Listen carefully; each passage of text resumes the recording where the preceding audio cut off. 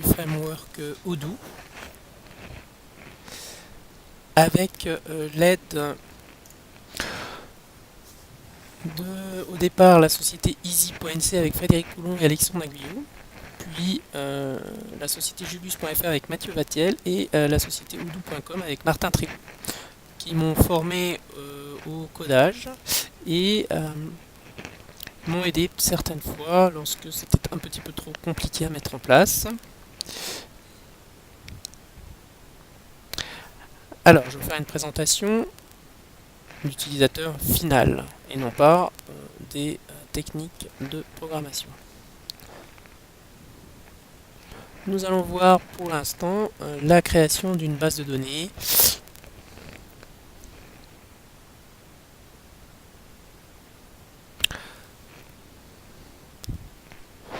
Il suffit, après avoir lancé le serveur OpenERP, de se connecter.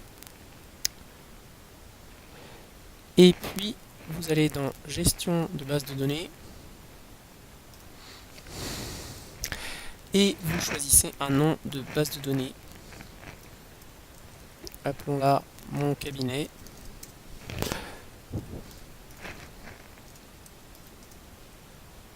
On crée la base de données.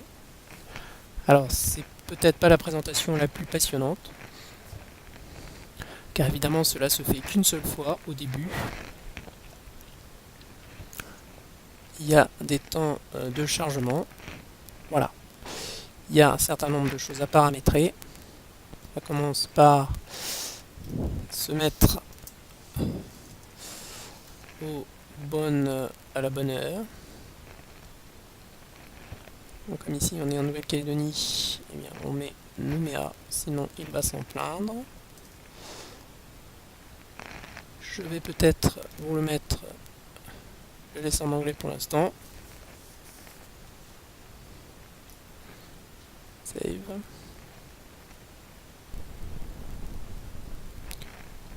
Ensuite,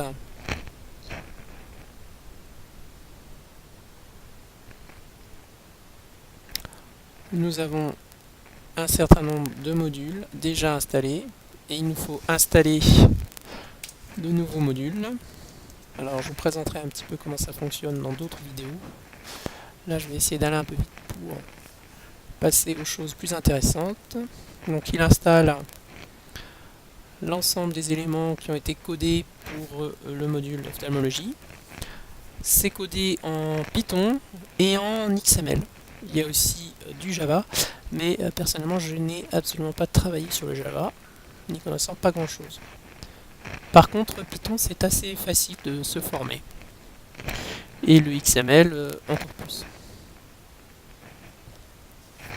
Donc là, l'appareil mouline. Voilà, on va voir un petit peu tout ce qui ça.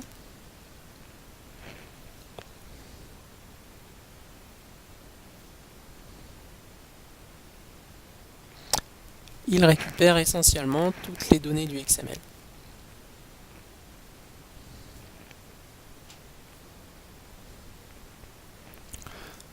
Ensuite, là, c'est le moteur pour effectuer des comptes rendus des courriers. C'est Aero. J'utilise Aero. Pour information, ma version de OpenERP est une 7.0.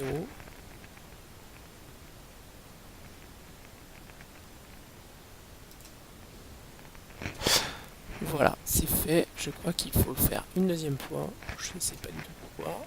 Allons-y.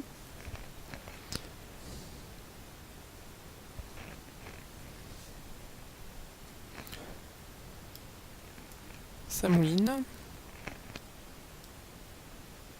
Voilà.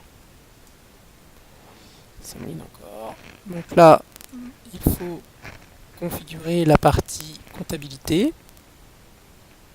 l'année fiscale. Je vais choisir la France dans le package de la comptabilité. France Accounting. Continue.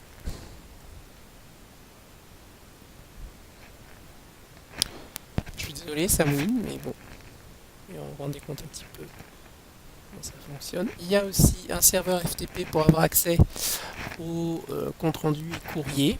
Je ne l'utilise pas, parce qu'il ne marche pas très bien, j'utilise un autre système. Mais il faut savoir que pour cette version 7.0, OpenERP Odoo n'est pas ce qu'il y a de mieux pour la gestion des documents. Mais ça marche quand même.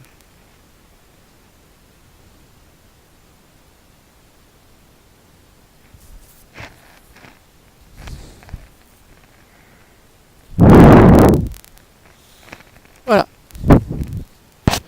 Alors, je vous présente un petit peu l'interface graphique. Ce qu'on va faire, c'est qu'on va se créer d'emblée. Non, c'est pas nécessaire. On va charger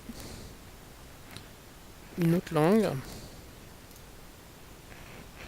Pour que vous ayez tout en français.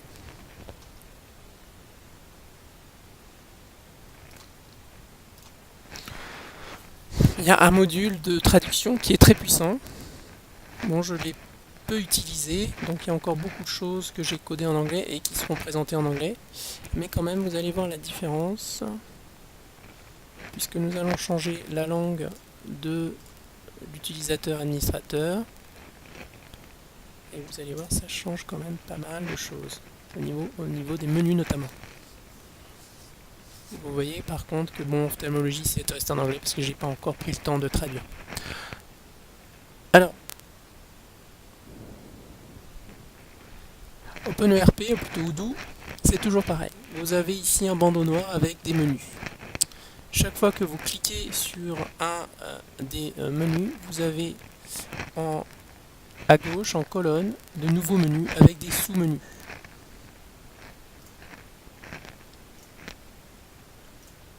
Ok. Les sous-menus. Check. Alors, je vais vous présenter aussi les différents types de vues. C'est toujours pareil. Vous avez ici dans cette zone une vue de recherche très très puissante. La possibilité d'avoir des vues, ce qu'ils appellent en arborescence, mais c'est plutôt des listes. Les tree views, mais ce sont des listes. Lorsque vous cliquez sur un élément de cette liste, vous arrivez sur ce que vous appelle un formulaire, une form view. C'est toujours pareil. Voilà, ça c'est une form view d'un seul élément que vous pouvez modifier, vous pouvez créer.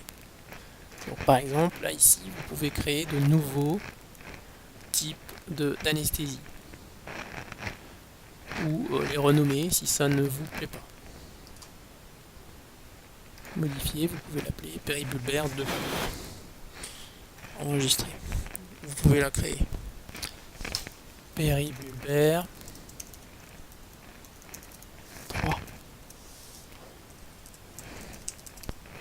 Péri 3. Voilà, donc ça se présente toujours pareil. Alors, nous allons créer une journée de consultation. Là, vous avez un wizard, ça s'appelle ça un wizard. Et nous allons créer une journée de consultation, disons, aujourd'hui. Alors, je vais coder ça comme ça. La journée commence à 8h et termine, disons, 18h. Vous faites une pause entre 12h et 13h. Les champs bleus dans Odoo sont toujours des champs indispensables. C'est-à-dire que si vous ne les répondez pas, le système va s'en plaindre. Vous pouvez choisir une journée complète, le matin ou l'après-midi. Le matin, l'après-midi, toute la journée. Là, il va me créer à partir de 8h jusqu'à 18h avec une pause de midi à 13h30 des créneaux de 15 minutes. Voilà, le travail. Pour voir un petit peu mon travail, ce qu'il a fait, voilà, voici mes créneaux. Vous avez les créneaux. Alors, je Je pourrais vous montrer la base de données du cabinet, ce qui est plus intéressant, vous aurez une vision de la vraie vie. Toutefois, je ne peux pas parce que il n'y aurait pas à cause de la confidentialité et du secret médical. Donc là, voici, vous faites créer vos créneaux. Et puis, vous faites ça pour chaque jour. J'ai aussi développé un autre wizard où on peut utiliser des journées types. Si vous ne voulez pas faire un système de créneaux qui se suivent 8h, 8h15, 8h30, vous pouvez faire 2 créneaux à 8h, enfin, et modifier un petit peu tout ça. Alors, ce que je ne vous ai pas montré, c'est que vous pouvez faire aussi autre chose que des consultations. On peut mettre des actes techniques par exemple, donc, et puis en changer la durée. Et bien par exemple, on va se faire une journée avec que des actes techniques le lendemain. Bien sûr, tout le monde ne travaille pas comme ça et tout le monde n'est pas obligé de faire ça. On va aller en 30 minutes. On va partir de 8h et puis là on va dire qu'on finit à 16h. Pourquoi pas. On fait ce qu'on veut. Et puis on fait une pause entre 12h et 14h. Parce qu'on a un rendez-vous important. Il faut parfois rafraîchir, F5. Voilà. Et là, vous voyez que vous avez des informations, 8h, 8h30, et vous savez que c'est un acte technique. Il y a des couleurs différentes. Les couleurs ne sont pas fixes, c'est-à-dire que le créneau ouvert en consultation ne sera pas toujours orange. Et de même pour le chrono technique. Par contre, vous avez toujours la légende ici, et vous pouvez, tac, les afficher ou les effacer. Voilà, donc vous avez créé votre agenda. Alors c'est un petit peu fastidieux, hein, il faut le faire régulièrement. Mais bon, je ne vois pas trop comment on peut faire autrement pour automatiser tout ça. Encore que, vous pouvez dire, ça doit pouvoir se programmer assez facilement. Alors, admettons que quelqu'un appelle. Voilà, vous recevez un appel. Cette personne n'est jamais venue.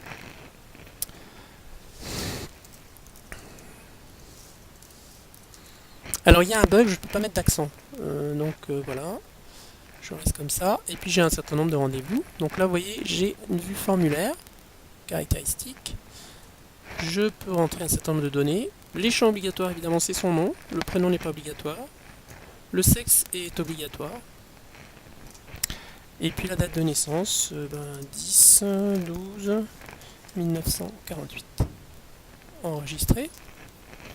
Toujours pareil, vous remplissez votre formulaire, vous faites enregistrer. Vous voyez que son âge s'affiche ici, là, 66 ans. YO, c'est pour years old, c'est pas encore été traduit.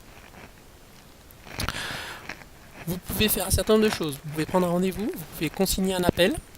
Ça, c'est lié aux fonctionnalités Odoo, opportunités.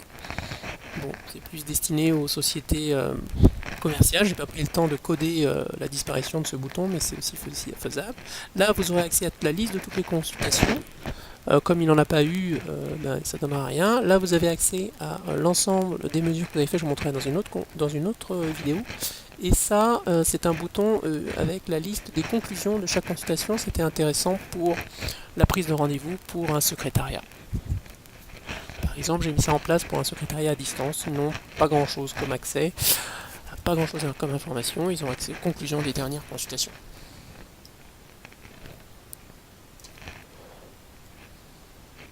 Là, vous avez la liste de la réfraction.